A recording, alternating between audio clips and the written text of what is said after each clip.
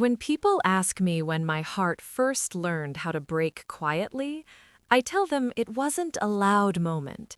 It wasn't the kind of scene you see in movies with shouting or slamming or things thrown across the room. No, my moment was silent. So silent, in fact, that I heard my own breathing more than I heard his voice. I still remember the hallway light shining on his face, the soft glow catching the little scar on his chin he got when he was 8. He used to run to me crying, holding that same chin, asking me to kiss it better. But on that day, he didn't run to me. He didn't even look at me for long. My son, my only son, Malcolm, stood in the doorway of his home, gently guiding the door between us like he was afraid it might hurt to close it too fast. "Ma, we'll talk later, okay?" he whispered. I nodded. I always nodded. I was good at nodding, even when my heart was not ready. But when the door clicked shut, softly, politely, almost kindly, it felt like that click traveled straight through my chest. It wasn't a door closing, it was a separation, a quiet one, a careful one, but real. I didn't cry, not then. I just stood there on the porch, holding a pan of baked chicken I'd made for him, the same recipe he used to beg for when he came home from school. I had wrapped it warm, hoping it would comfort him during the busy week he told me about. But the truth settled heavy that day. My son didn't need my comfort anymore. Or maybe he wasn't allowed to. Behind that door was his new life, his new world, his wife, Janelle, who barely spoke above a whisper, but somehow managed to say everything I needed to hear. Not through words, through distance. I stepped back from the porch and looked at the curtains, drawn tight like the house was trying to protect itself from me. The street was quiet. A soft breeze moved the leaves, and somewhere far off a dog barked. Life kept going. The world didn't pause for my heart. Funny, isn't it? You spend years teaching a child how to walk, only to watch him walk away. I held the warm pan close to my chest as I walked back to my car. My hands shook just a little, not from anger, not from disappointment, from realization. I wasn't part of his life the way I used to be. I was a visitor now, someone who had to knock, someone who had to wait to be let in. And that was the day, the exact moment, when I felt something deep inside me whisper, "Rosa, your boy has closed the door, not just to the house, but to the chapter where you were the center of his world." I didn't know then how much more that moment would change me, but looking back now, I see it clearly. That was the day everything began. When I think back on the years before Malcolm drifted away, I see soft, warm colors, sunlight in the kitchen, the hum of the old ceiling fan, little shoes on the floor by the front door. Our home wasn't big, but it held love like a large house would. It held laughter, too, those deep, belly-shaking giggles Malcolm had when he was little. He had a way of laughing that made other people laugh, even if they didn't know what the joke was. His teachers used to tell me, "Miss Rosa, that boy of yours is going to bring joy everywhere he goes." And he did. For a long time, he did. Raising Malcolm alone. I raised Malcolm by myself. His father, Leon, left when Malcolm was just 2. No long explanation, no big fight. Just one morning a note on the table that said, "Rosa, I'm not ready to be a father. I'm sorry." Sorry. A small word for such a large wound. But I didn't have the luxury of falling apart. Malcolm needed me, and that was enough to keep me standing. I worked 2 jobs, day shifts at the community center and late evenings cleaning offices.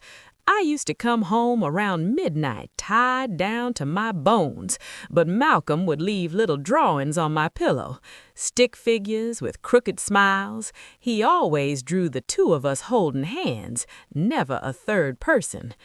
When he grew older, he realized what that meant, and one night when he was about 10, he asked me, "Ma, how come I don't got no daddy like the other kids?" I took a long breath and sat beside him. "Well, baby," I said softly, "sometimes grown folks make decisions that ain't about the child, and sometimes it's our job to love you enough to make up for what's missing." He nodded, curled into my side, and whispered, "You're enough for me, Ma." I held on to those words for years. I still do. The young man Malcolm became. By the time Malcolm turned 17, he had grown into a tall, thoughtful young man. He wasn't perfect, no child is, but he had a good heart.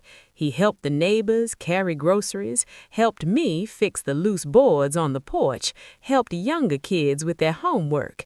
He was the kind of boy other mothers complimented. I remember during his senior year, he said, "Ma, when I make it big, I'm gonna buy you a new house, one with a big kitchen and a porch swing." I laughed, brushing his cheek. "Baby, this house is enough for me." But he shook his head. "Not for me. I want you to have better." That was Malcolm, always trying to give even when he didn't have much. College and distance. He got a scholarship to a college 3 hours away. I was proud, more proud than I'd ever been. But the day he left, standing in front of that dorm room bed, folding his few clothes into drawers, I felt something shift. It was small at first, like a cold breeze slipping through a crack in the window. He hugged me tight before I left. "I'll call you every night, Ma." And for a while he did. He called about his classes, his new friends, his favorite professor, with cafeteria food he said tasted like seasoned cardboard. We laughed so much during those calls. But time has a way of changing routines. The nightly calls turned to every few days, then once a week, then sometimes not at all. I told myself he was busy. Young men grow. They build their own lives. But a mother notices when the tone of a child's voice starts to shift, when they say, "I gotta go," before the conversation feels finished, when you become someone they update, not someone they confide in. I didn't say anything, though. I kept my quiet. It's what mothers sometimes do. Meeting Janelle. Malcolm met Janelle during his last year of college. He mentioned her casually at first. "Ma, there's this girl in my sociology class. She's real smart." A few weeks later, "Ma, remember that girl? Her name's Janelle." A few months after that, "Ma, I want you to meet someone." Janelle was polite, soft-spoken, and pretty in a calm way. She had deep brown eyes and long, straight hair she wore tucked behind her ear. She shook my hand gently, looked me in the eye, and said, "It's nice to finally meet you, Miss Rosa." I liked her, or I wanted to. I watched the way she looked at Malcolm, like she saw a future with him, and Malcolm looked at her the same way. I noticed the way his hand stayed on her back, lightly guiding her as they walked. He had never done that with anyone else. I smiled. I was happy for him, but deep in me something whispered, "Your place is shifting, Rosa, slowly but surely." I didn't say that out loud. No mother wants to admit their child might be growing out of their arms. Their new life. After college, Malcolm found a job in the city. Janelle did too. They got an apartment together, a small one with beige walls and old carpet, but they fixed it up with plants and soft lighting. It looked like a place built for two dreams in the making. I came to visit once, just once. Janelle was polite, but she kept glancing at the clock like she needed the day to be over. She offered me tea, but her smile didn't reach her eyes. Malcolm, my baby, had changed too. He wasn't unkind. He wasn't distant in a cruel way. He was just adjusting to a new life, a new rhythm, a new center.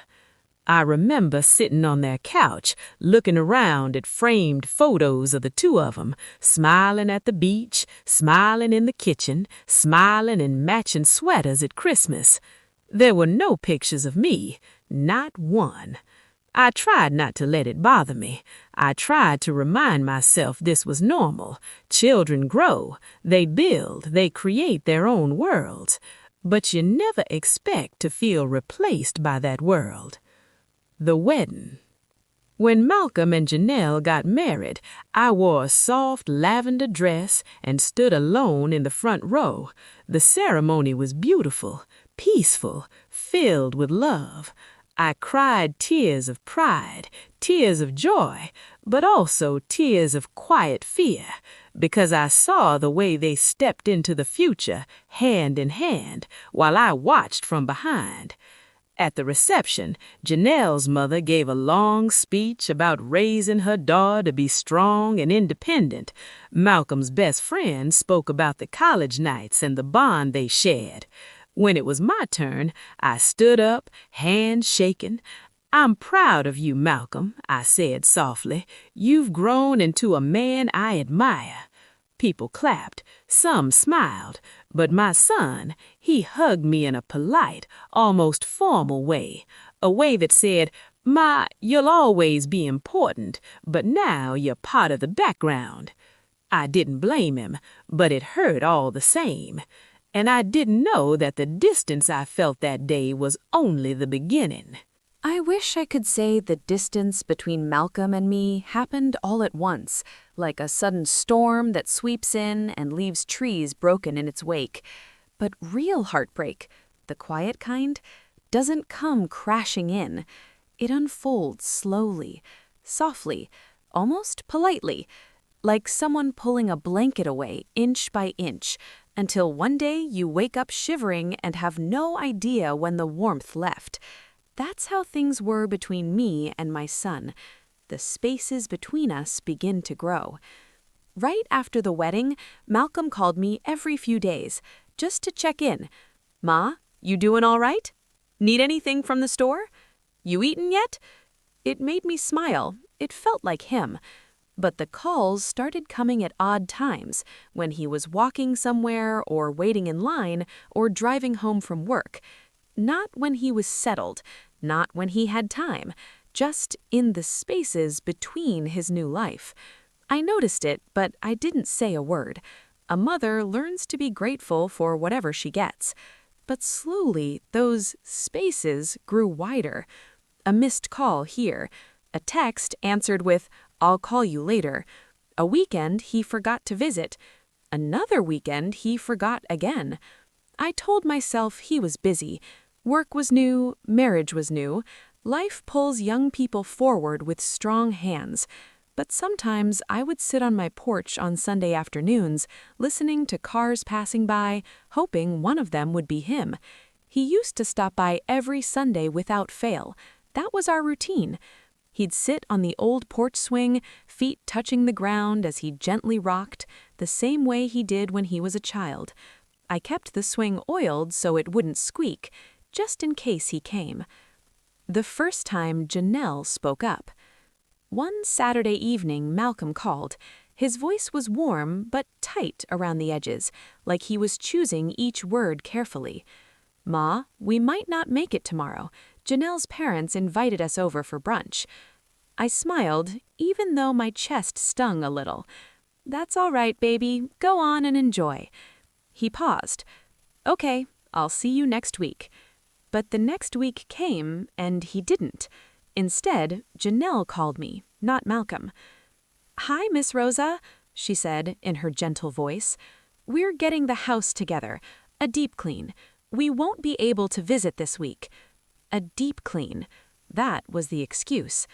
I sat in my kitchen after she hung up, listening to the refrigerator hum and telling myself not to overthink it. But my heart kept whispering things a mother hates to hear. Little moments, big meanings. You see, it wasn't one big thing that told me something was changing. It was little things. Like the time I stopped by their apartment unannounced with a basket of groceries, things I knew they liked. Honey wheat bread, fresh greens, smoked turkey, and the biscuits Malcolm always begged me to make. I knocked, waited, knocked again. When the door opened, Janelle stood there holding a towel, her hair pinned up like she'd been cleaning. "Oh, Miss Rosa?" she said, softly. "We weren't expecting you." "I brought some groceries," I said, holding up the basket. Her smile tightened a little. "That's kind, but we're actually trying to keep the kitchen organized a certain way now." I blinked. "Oh, I didn't mean to interrupt anything." "It's okay," she said, but she didn't move aside. "I'll let Malcolm know you stopped by." Just like that, gently and politely, I was still standing in the hallway, not inside, not welcomed in, but standing outside in a space that used to be open to me. I walked back to my car with that heavy basket still in my hands, the metal handle pressing against my fingers. The sky was gray that day, and it felt like the world was mirroring me. Malcolm tries to explain. A couple of days later, Malcolm called. "Ma, about the other day, Janelle likes things a certain way. She gets overwhelmed easily." "It's all right, baby," I said, softly, even though it wasn't. He exhaled. "Just give us a heads up next time before you come by." I stayed quiet a second too long, and silence says more than words ever can. "Ma," he said, again, gently this time, "it's not personal." I nodded, even though he couldn't see it. "I know, baby," I whispered. But I didn't know, not really. What I did know was that something between us was shifting, and I didn't know how to keep it from happening. Family holidays became complicated.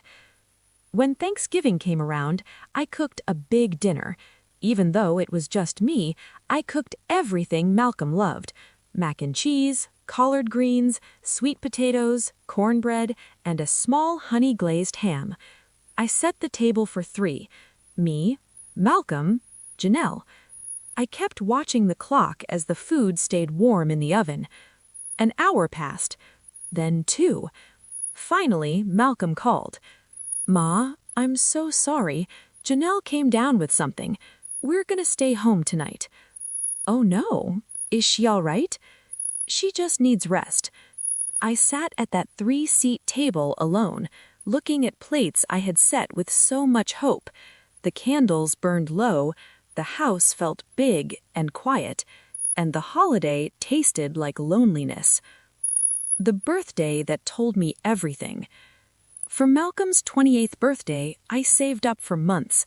I bought him a new leather wallet, the kind with his initials engraved. He loved small, thoughtful things like that. I drove to the city to surprise him. I stood outside his office building, clutching the gift bag, smiling to myself. When he came out and saw me, he froze for a moment. "Ma, what are you doing here?" I held up the gift. "Well, it's your birthday." He smiled, but it wasn't the smile of a child seeing his mother. It was the smile of a grown man inconvenienced by something he didn't expect. "Ma, I should have called first. I thought it'd be a nice surprise." He looked over his shoulder toward the parking lot. "I'm actually supposed to meet Janelle for dinner. She made reservations." "Oh, I didn't mean to interrupt." "You didn't," he said quickly, but he was already shifting his feet. "I can't stay long." I handed him the bag. "I won't keep you, just wanted to give you something." He hugged me, rushed, one arm, barely a squeeze. I watched him walk away toward his car, the gift bag dangling from his hand. I sat on a bench afterwards, staring at the traffic, telling myself not to cry in public. Birthdays used to be our favorite days. Now it was another moment where I felt like a stranger standing outside the frame of his life. Janelle sets a boundary. A few weeks later, it happened. The moment every mother fears, but rarely admits. I had called Malcolm early one Saturday morning. He didn't answer. Called an hour later, still nothing. Around noon, I called again. This time, someone answered. It was Janelle's voice, soft but firm. "Hello? Oh, hey, baby. Is Malcolm around?" Silence. A long, heavy silence. When she finally spoke, her tone was polite, too polite. "Miss Rosa, can I ask something?" "Of course." "Could you maybe text before calling next time? Malcolm's been really stressed with work. The constant calls kind of interrupt things." Constant calls? I had called 3 times. 3 times in one day. The same way I used to call when he was in the 2nd grade and forgot his lunch. "Oh," I whispered. I didn't realize I was bothering him. "You're not bothering him. It's just we're trying to get into a routine." A routine. A routine I wasn't part of. "I understand," I said, trying to keep my voice steady. "Thank you," she replied softly. "It just works better for us." When she hung up, I stayed there with the phone pressed against my ear long after the line went silent. I felt like a child being told she wasn't allowed on the playground anymore. And slowly, I stopped calling. I didn't mean to, I didn't plan it, but something in me grew quiet. Days passed, then weeks. Malcolm would text sometimes. "Ma, you all right? Just checking in. How's your garden?" I answered, but short, simple, soft. I didn't want to overstep, didn't want to be a burden, didn't want to hear again that I was interrupting something. And then, one day, out of the blue, Malcolm called. "Ma, you all right? You've been so quiet." "I'm fine, baby." "You sure? You sound distant." I smiled to myself, though he couldn't see it. "I'm just trying to respect your space." He sighed. "Ma, don't do that." But he didn't explain what that meant. He didn't ask to see me. He didn't suggest a visit. He just let the conversation fade. And that's how the distance lived between us. Quiet, polite, and deepening every day. Leading to the day at the door. All of these moments, all of these little shifts in the air, they brought me to the day Malcolm gently closed the door in my face. Not If I had known that day would change everything, if I had known a simple visit would turn into a moment I can't forget, maybe I would have stayed home. Maybe I would have saved myself the hurt. But life doesn't warn you. It simply unfolds, quietly, in the same way a flower opens or a crack spreads across a wall, slowly, then suddenly. The day I drove to see my son. It was a Wednesday afternoon, cool, a little cloudy. I had made Malcolm his favorite baked chicken the night before, seasoning it the way he always liked, paprika, a little lemon, and honey brushed across the top. The smell filled the house, and as I took it out of the oven, I had a thought so warm it made me smile. I'll take him some tomorrow. He's been looking tired lately. Mothers know exhaustion.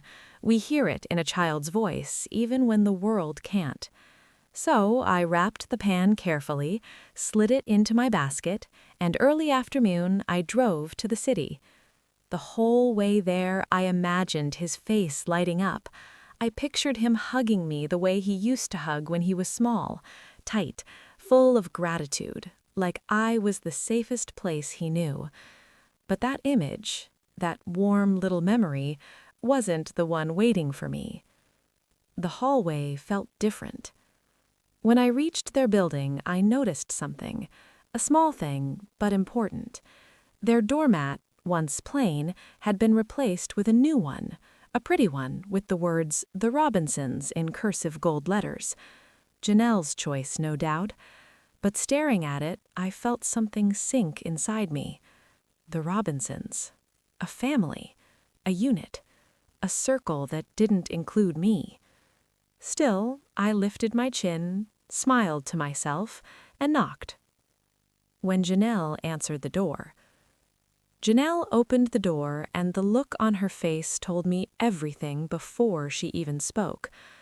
"Oh, Miss Rosa."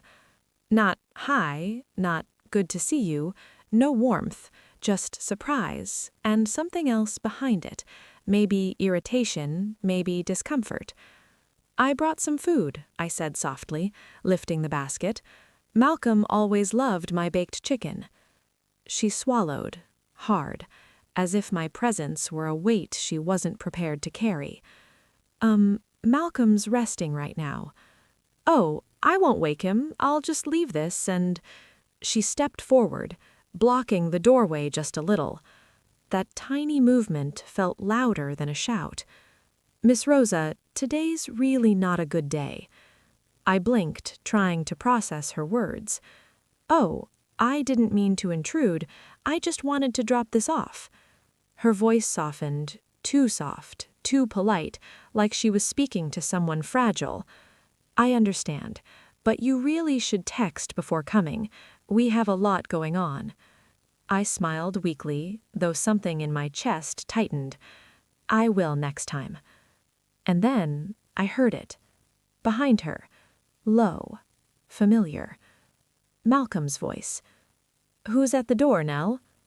My eyes lifted. Hope bloomed. Maybe he'd see me. Maybe he'd say, "Ma," with that warmth that used to be natural. But Janelle turned slightly, just enough to look back at him. "It's your mom," she whispered. I saw Malcolm's shadow move, then still. He didn't rush forward. He didn't call out. He paused. And in that pause, everything shifted. Malcolm comes to the door. A moment later, he appeared beside her, tired eyes, hair uncombed, still in his home clothes. He looked like a man caught between two worlds, one he'd come from and one he was trying to maintain. "Hey, Ma," he said quietly. "Baby," I whispered, smiling softly, "I brought you some food." I lifted the basket again, hopeful, but Malcolm didn't reach for it. Instead, he rubbed the back of his neck. "Ma, we're kind of in the middle of something." "Oh," I said, nodding. "I didn't mean to interrupt." He sighed. Small, but real. I saw it, felt it. "Next time, just text me first, please." The please was gentle, but the meaning behind it wasn't. It felt like a tiny door clicking shut. I nodded again. I was good at nodding. And that's when Malcolm did it. He put his hand on the edge of the door, not closing it fully, not yet, but preparing to end the moment. "Ma," he murmured, "we'll talk later, okay?" I smiled as best as I could. "All right, baby, you take care." He gave a half smile, small, distant, and then, click. The door didn't slam, it didn't snap shut, it didn't make a sound that echoed. It simply closed, quietly, softly. A gentle dismissal, but dismissal all the same. The walk back to my car. I stood there for a moment, basket still in my hands, the warmth of the chicken seeping through the towel. The hallway suddenly felt colder, empty, like it didn't want me there either. I took a deep breath and walked slowly to the elevator.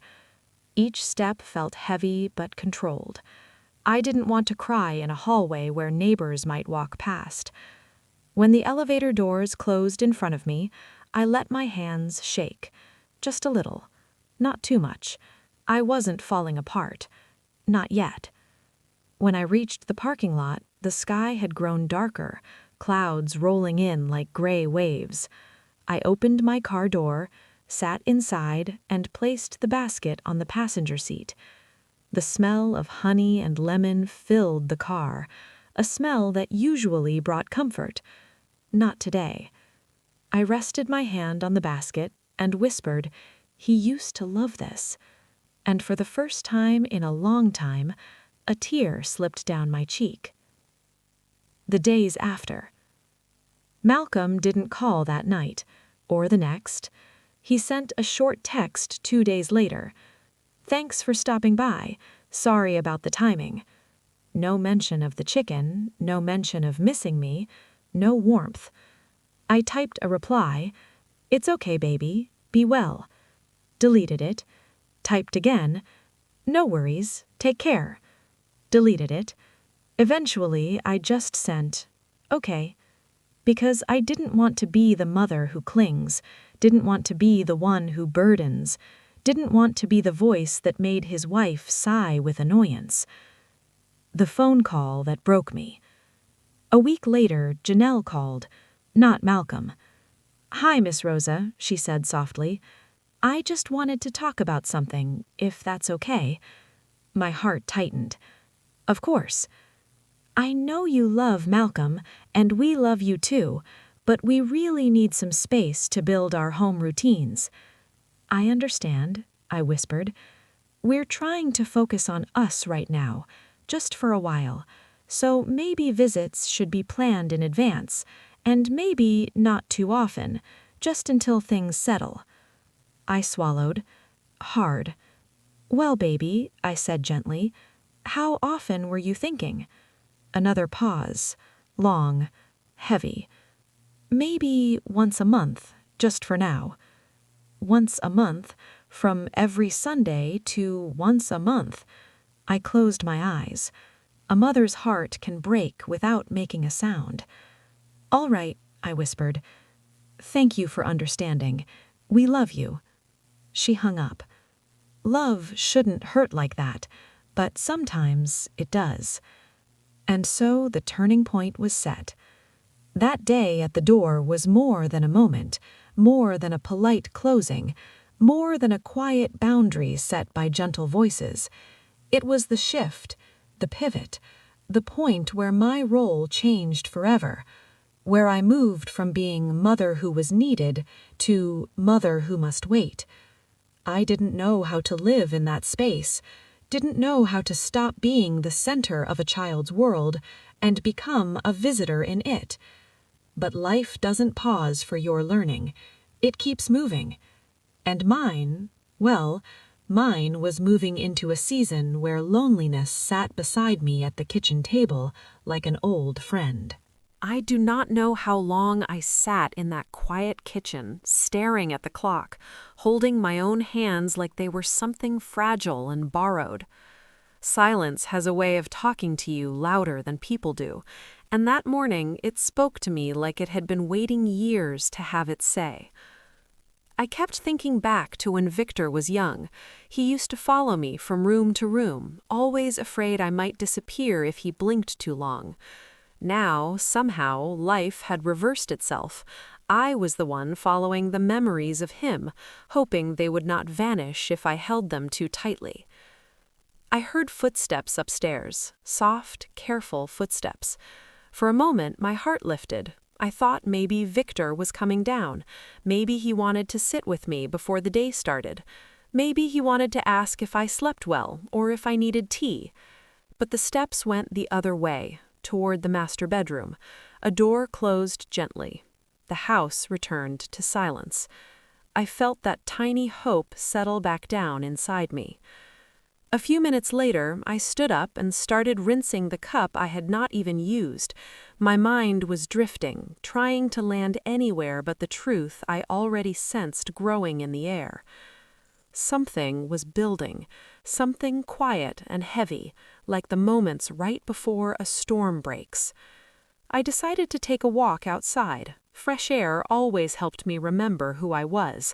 I wrapped my shawl around my shoulders and stepped onto the small porch. The early sun was still soft, gentle like a warm hand on the back. I stood there, breathing it in. I wanted to feel steady before facing whatever was waiting in that house. While I was outside, I watched a small delivery truck drive down the street and stop a few houses away. A man stepped out carrying a big box. I knew it didn't have anything to do with me, but somehow even that simple sight felt like the world was moving ahead while I stood still. Eventually, I went back inside. I tried to walk lightly, out of habit.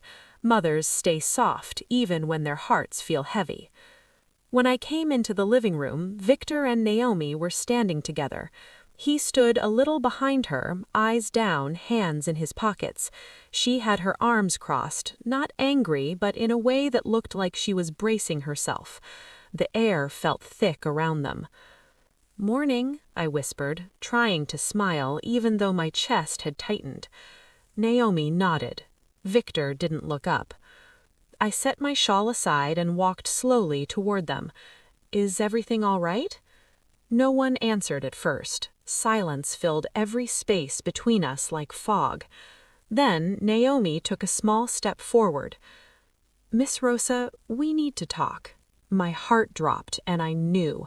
I didn't know the words yet, but I knew. Mothers feel the truth even before it's spoken. "Of course," I replied softly. "What's on your mind?" She looked at Victor for a moment, waiting for him to speak. He did not. Instead, he looked toward the hallway like he wished this moment would walk away instead of him. So she continued.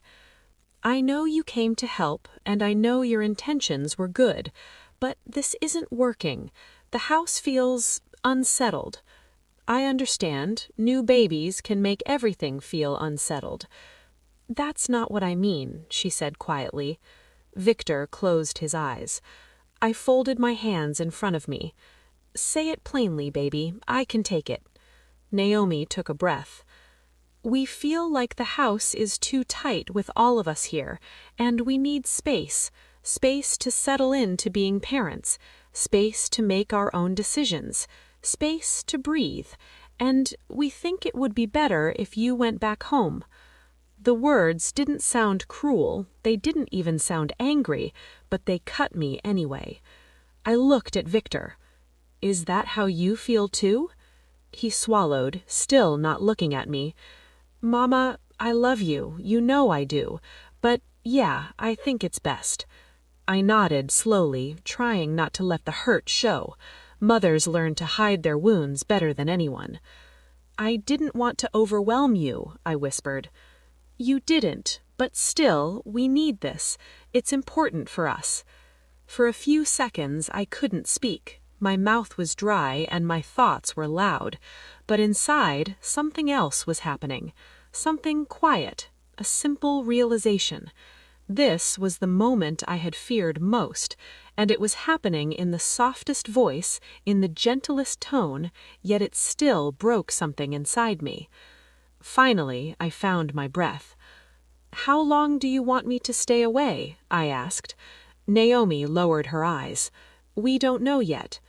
"Maybe a couple weeks," added Victor quickly, "just until we get a rhythm going." I nodded again. I had done so much nodding that morning my neck felt tired, but my heart felt even tireder than that. I looked at them. Two young people standing in their own new life, trying to carve out a space that didn't include me right now. And even though it hurt, I understood. Love doesn't give you ownership of people, not even your children. "All right," I said softly. "If that's what you need, then that's what I'll do." Naomi seemed relieved. Victor finally looked at me, though just briefly. I walked slowly back to the guest room. Every step felt like a memory. Every corner held a piece of the life I thought I was helping build.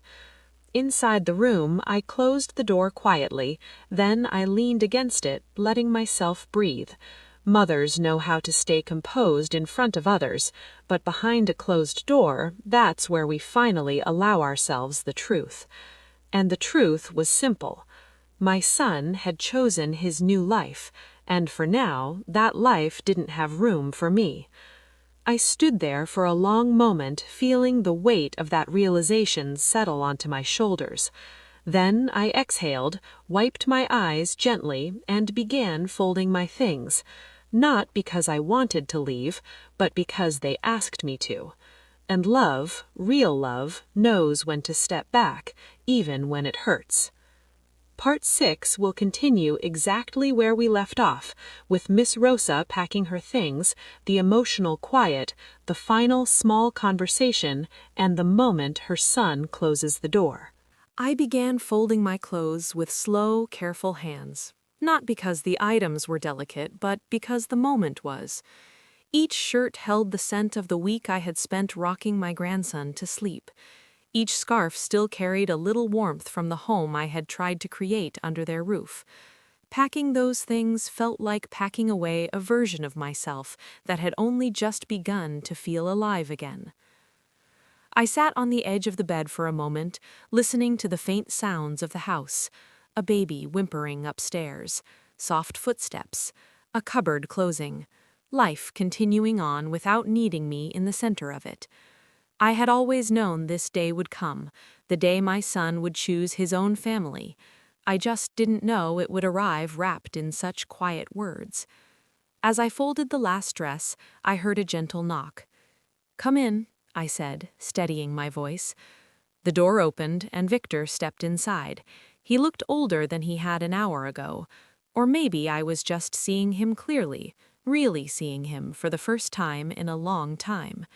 His eyes traveled to the half-packed suitcase on the bed, and he winced a little. "Mama, you don't have to rush," he whispered.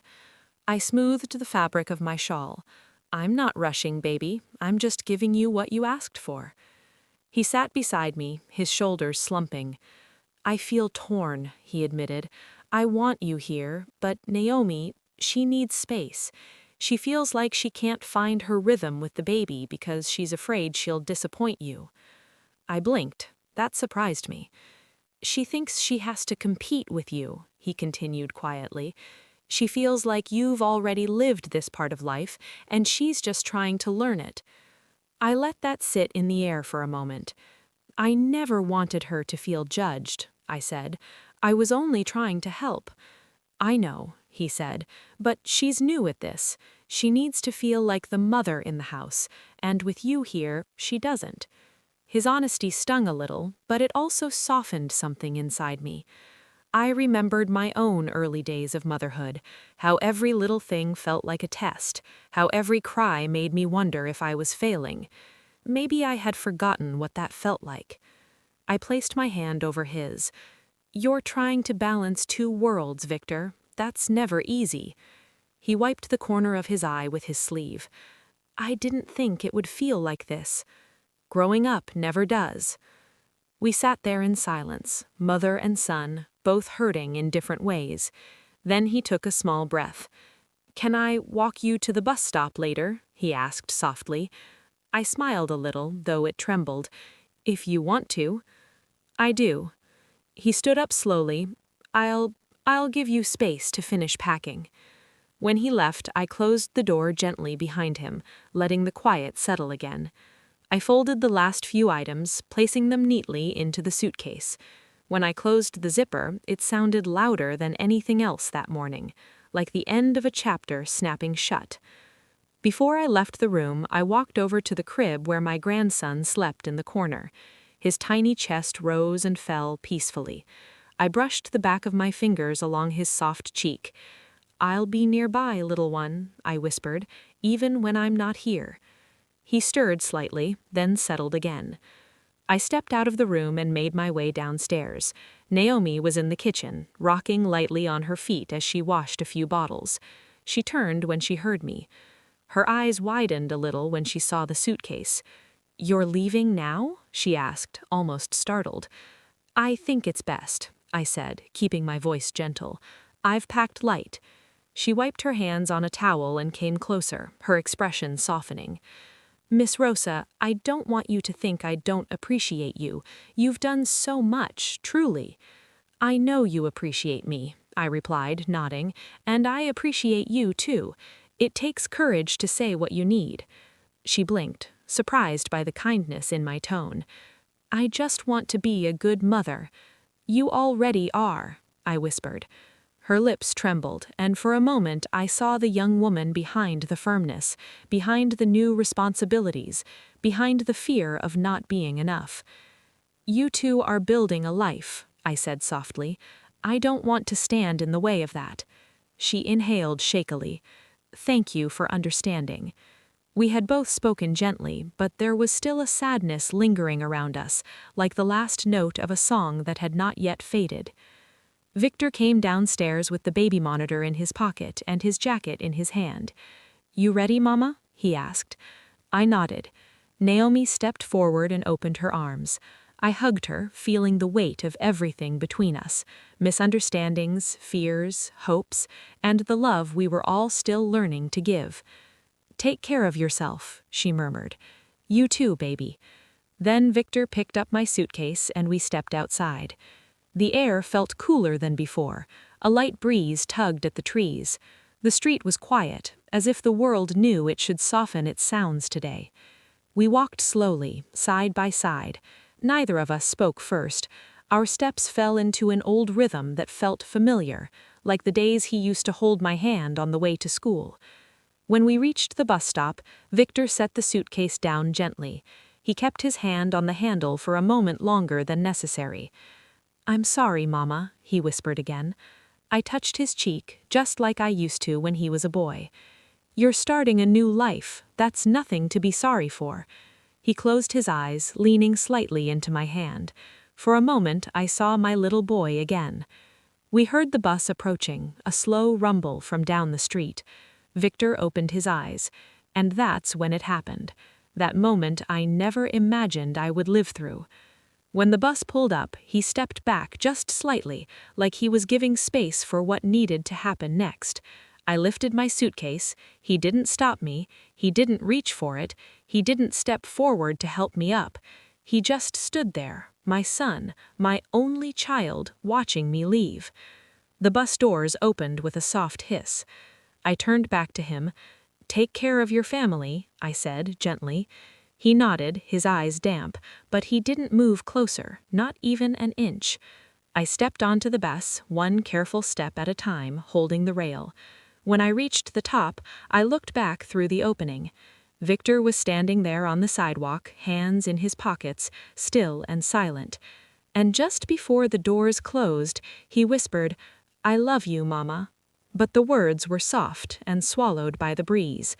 The doors shut, and for the first time in my life, my son closed the door on me, for his new life. Part 7 will continue with Miss Rosa's emotional bus ride home, the quiet house she returns to, her reflections, and the beginning of healing and understanding. The bus pulled away from the curb, and as the streets rolled past, I felt a slow heaviness settle inside me. Not sharp, not loud, just a quiet ache, the kind you learn to walk with. I sat near the window, my suitcase tucked against my leg, and watched the neighborhood fade into distance. I kept seeing Victor standing there, trying to look steady, trying to be a good husband, a good father, a good man. And for the first time, I saw him not as my little boy, but as someone who was learning how to hold his own life together. I touched the cool glass with my fingertips, and for a moment I let myself cry. Soft tears, the kind that fall without shaking your body. Tears that have been waiting a long time to be set free. When the bus reached my stop, I stood up gently, thanked the driver, and stepped down onto the familiar sidewalk. The air smelled like home, warm pavement, a hint of jasmine from my neighbor's yard, the distant sound of children playing somewhere down the block. I walked slowly toward my house, carrying memories with every step. When I opened my front door, the silence greeted me like an old friend. No baby cries, no footsteps, no voices drifting from upstairs. Just the soft hum of a house waiting for its owner to return.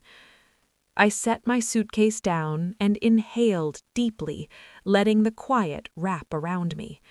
It wasn't a lonely kind of silence, not anymore. It was a space to breathe, to heal, to reflect. I made myself a cup of tea, the same way I had made it for years, 2 teaspoons of sugar, a little milk, just enough to soften the edges. I sat by the window and watched a light rain begin to fall. The drops slid gently down the glass, each one catching a bit of the afternoon light. And as I watched the rain, I realized something.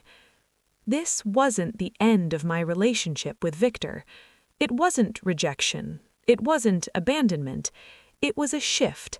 A painful one, yes, but a natural one too. Children grow forward. Parents learn to grow alongside them. I sipped my tea and let the warmth settle in my chest. Later that evening, my phone buzzed beside me. I picked it up, seeing Victor's name on the screen. For a moment, I closed my eyes, listening to my heart soften. When I answered, his voice was small. "Mama, are you home safe?" "I am," I said quietly. There was a pause, gentle and honest. I didn't mean for it to feel cold. I didn't know how to handle it. "I know," I replied. "Life doesn't give us instructions for these moments." Another pause. "Can we come visit you next weekend, just for a little while? I want the baby to see you, and I want to see you too." My heart warmed just a bit, like a candle being lit after a long night. "Of course, baby," I said softly. "This is still your home." When the call ended, I sat for a long while, letting the peace settle in my bones. Maybe love changes shape over time. Maybe it becomes quieter, gentler, less demanding. Maybe it learns to let go without disappearing. And maybe that's all right. As the rain softened outside, I reached for a blanket and wrapped it around my shoulders. I closed my eyes and breathed in the quiet. I wasn't losing my son. I was learning how to love him in a new way, with more distance, maybe, but with no less tenderness. And that, I realized, was the lesson life had been whispering all along. Love doesn't always stay close, but it always stays. I leaned back in my chair, letting the warmth of that truth surround me. And in the soft quiet of my little home, I whispered to myself, "I'll be all right."